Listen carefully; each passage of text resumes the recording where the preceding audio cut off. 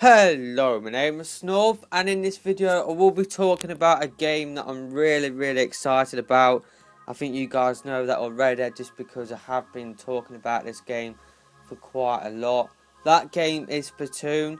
In this video I'm basically going to focus on the multiplayer and what you should expect to see and find when you do pick up the game when it does release in May 2015. And hopefully the people that aren't excited for Splatoon, hopefully by the end of this video those people will get excited for this game, just because the multiplayer side of this game I'm really excited about, and I think it's going to be a lot of fun. So let's just start off by talking about what the main multiplayer mode for Splatoon is. Now, in other shooters, like in Call of Duty for instance, we've all played games where we've carried a team, or we tried to carry a team. We went positive, we went 20 to 5, like 20 kills, 5 deaths, but the people on your team, it didn't even go positive, and because of that, you lost the game. Now with Splatoon, it's a lot different to other shooters just because the main multiplayer mode is objective based. So it is focused on how much ink each team spreads across the map. The team that spreads the most ink wins.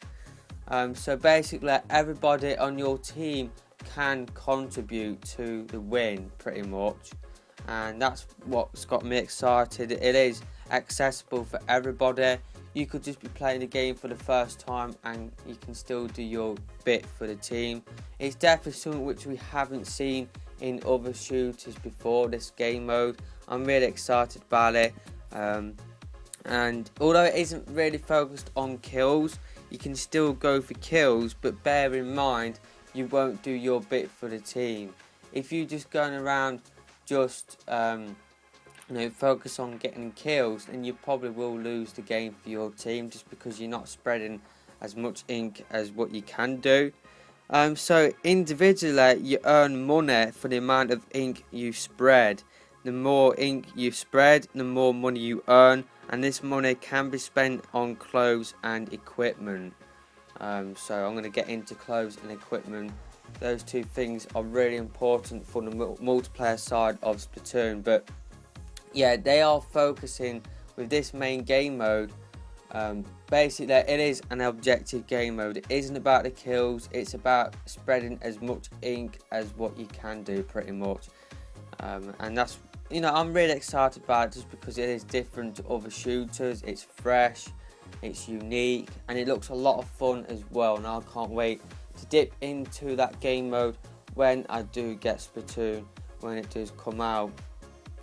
So like I said, although the game mode isn't focused on kills, you can still go for kills, but you ain't going to do your bit for the team, and you probably will lose the game for your team. So the devs behind Splatoon are really focusing on rewarding players for spreading as much ink as what you can do. So in the matches itself, if you spread a lot of ink around, then you will get a special weapon, which is kind of like a kill streak.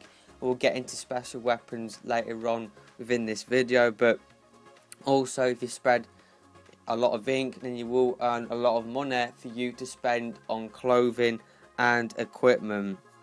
Now there may also be a 1v1 game mode according to the Splatoon Tumblr. This is one of the posts that they posted on there quite a while ago. I think it was before Christmas. This just in, one of our senior researchers just faxed over a fascinating new image. At first glance, this looks like a typical back alley, but word on the street is that it is a favourite background for these crazy squids. Apparently, it's a popular place to hone one's skills in one-on-one duels. So it sounds like to me that there will be a game mode within Splatoon for one-on-one battles, and maybe that will be focused on kills, but even then I think it will have some of the main elements from the main game mode where it is kind of focused on spreading as much ink as what you can do. But like I said, you can still go for kills within that game mode. It's like in certain situations you are going to have to kill the opposition.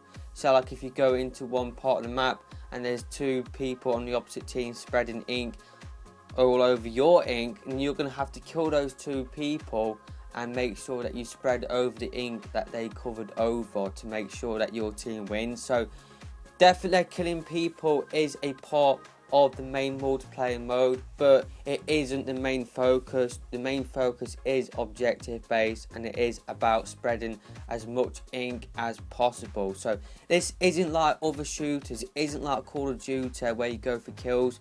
This main game mode is about the objective pretty much, and that's what I'm excited about. I can't wait to take part in this objective and do my bit for the team.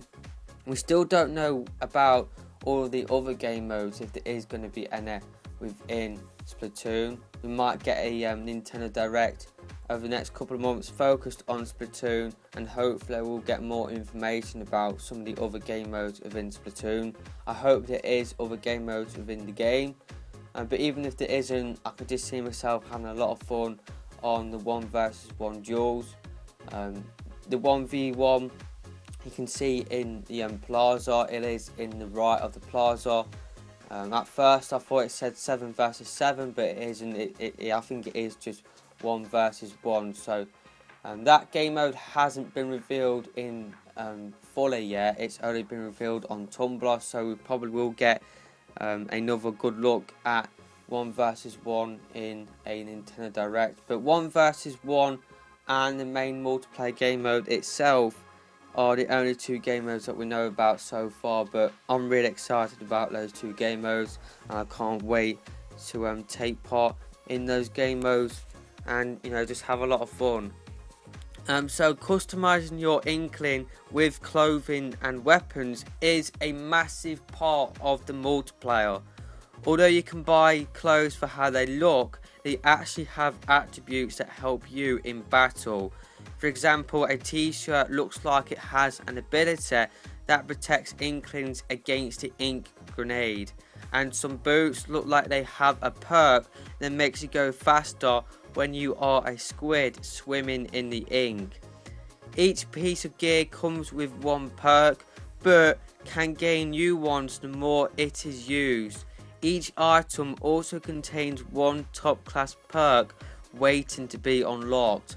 I know that I'm going to be spending a lot of time just, you know, putting on different equipment, using them for a lot to make sure I unlock every single perk and make sure that I unlock the top class perk within, you know, these equipment. I'm going to be doing a lot of that. And another thing is that these equipment can be bought from their relevant shops. The stock in the headgear, clothing and shoe shops change every day. Now I can see myself getting really addicted to this, just going back each day, trying out new equipment, seeing what it does for my character. I can just see myself just spending a lot of time just, you know, putting on different clothes and, you know, just spending a lot of time just making sure I unlock every single perk, making sure I unlock the top class perk within those clothes. I can see myself getting really addicted to that. So this game does have perks. We knew that we could customize our characters before the last Direct, but it is a lot deeper than what I thought it would be. I thought these clothes would just change your appearance, but they actually change your attributes as well, which I think is a really good idea. It makes the multiplayer a more deeper experience, and like I said before, I could see myself getting really addicted to making sure that I unlock every single perk for every piece of clothing, and then at the end of that, you know, just judging and seeing what is best for my playstyle. I can't wait to do that sort of stuff. I really can't. So the weapon shop as well will not allow you to get certain weapons if you aren't ready for them. So the more experience you have in battle, the more chance you will be able to buy these weapons. And like I said earlier, I'm not sure if I said earlier, but the more ink you spread, the more money you get on buying equipment within these shops. But the fact that certain weapons won't be available for you until you get more experience on the battlefield sounds like to me that there might be a leveling up system within the game. Even if there isn't, you still have to play the game for quite a lot to unlock these weapons. Now we don't know if these weapons that are going to be unlocked at a later date are going to be more powerful than the weapons that you get to start off with. I'm guessing that there might be, so the players that play the game for the longest time will have access to more equipment, and who knows, it might be better equipment as well. So the loyal players will get rewarded, and that is something which I'm definitely supportive of. So in terms of the weapons themselves, when choosing weapons, you choose from a set, and each set comes with 3 types of weapons: the main weapon, the sub weapon, and the super weapons. Now the main weapons are used to spread ink. They're basically your main way to spread as much ink as what you can. Examples of main weapons are the main assault rifle that we've seen quite a lot in each trailer, the sniper, and the ink roller as well. I can't wait to try out those different main weapons. And the sub weapons can be used as backup, and to use these sub weapons you press R, which I think is just pressing down on the right analog stick. I could be wrong on that, but yeah, to use these sub weapons you press R. The sub weapons include the ink shield, which blocks enemies' attacks and progress for a short while. That really did look cool in the trailer, how like a little bar just popped up and then blue ink just dropped to the floor, and it blocked the people accessing and attacking the person behind that shield. Now these sub weapons only last for a short while. Another one is the sprinkler, which splatters a short amount of ink around the area you place it. And the last one that we know about at this moment in time is the ink grenade. I don't know if you saw the last video that I made talking about Splatoon, but I had a look at the ink grenade and the blast radius behind it, and it does seem like it does have quite a bit of blast radius to it. So that can be used to spread as much ink in a short area, and it can actually kill other inklings as well. Now special weapons are sort of like kill streaks pretty much. They can be used when the circular meter at the top right of your screen fills up. They can be filled up when you spread a lot of ink. Now I'm not sure if it fills up if you kill other inklings as well, but I do know that it does fill up when you spread ink on the map. But if you die, the meter will reset and you won't have access to your special or super weapon. Now super weapons include the ink launcher, which is a rocket launcher that spreads a lot of ink all over the map. The second one, which really does excite me, is the ink tornado. When you tap a location on the gamepad, a ink tornado will appear in that spot. It's not difficult to dodge, but if you are caught up in that tornado on the opposite team, you will be sent back by a large distance. It will also scatter you and your teammates as well. And the last super weapon or special weapon is the bubble, which basically protects you from enemy attacks for a short while. Now these super weapons, they don't last for that long, but you can, get loads of them within each battle. As long as you spread a lot of ink and you don't die, you'll get access to these super weapons, and I can't wait to use these, can't wait to try them out and show them off on my channel. Now in terms of multiplayer maps, we've seen quite a lot of them, and we've seen one on a oil rig setting, we've seen one on a jungle setting, we've seen one in a warehouse setting and skate park, as well as many others. But it seems like to me that there might be hazards within the multiplayer, just because a post on Tumblr said that if you drop in water, then your inkling will just disappear into liquid pretty much. So there might be hazards within the map in terms of water, so you can't go in the water. If you do that, then you die pretty much. So yeah, that is pretty much my deep look at the multiplayer side of Splatoon. Hopefully you guys now have a better understanding of what to expect within Splatoon. This multiplayer is going to be deep.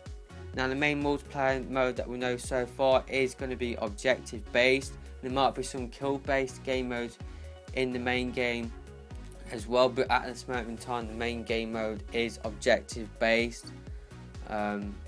So yeah, I'm really looking forward to Splatoon. Hopefully you guys are as well. Let me know your thoughts about everything that I've talked about within the comment section below, and also let me know your thoughts about this video as well, and let me know whether you guys are excited for Splatoon. I can't wait for this game. You are going to be seeing tons and tons and tons of Splatoon videos when this game comes out, but up to then I'm going to be talking about my ideas for Splatoon in terms of amiibo, DLC and all that sort of stuff, so make sure you stay tuned to my channel for those videos. But until next time, I'm out of here for now. Hopefully you guys have enjoyed this video, and I will see you within the next one. Goodbye.